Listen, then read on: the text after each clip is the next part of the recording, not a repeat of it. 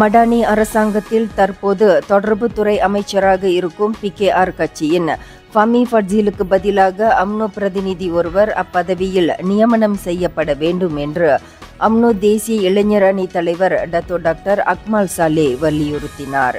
Kuala Lumpur உலக புத்ரா வாணிப மையத்தில் 2024 அம்னோ பொதுப் பேரவையில் உரையாற்றிய அவர் 2026ஆம் ஆண்டில் நடைபெறும் என்று எதிர்பார்க்கப்படும் 16வது பொதுத் தேர்தலில் அம்னோ தனித்து போட்டியிட வேண்டும் என்ற பரிந்துரையை முன்வைத்தார்.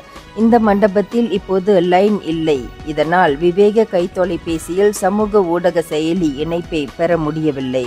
அம்னோவைச் சேர்ந்த ஒருவர் அப்பதவியில் இருந்தால் அனைத்தும் சுலபமாக கிடைத்திருக்கும் என்று டாக்டர் அக்மல் குறிப்பிட்டார். இத்தகவலை PKR மத்திய மகளிர் தகவல் பிரிவு தலைவி நொராயினி நோர்டின் ஸ்வராக அடிலான் ஏட்டில் எழுதியிருக்கிறார். இந்தியர்களின் இதய குரல் மக்களோசை.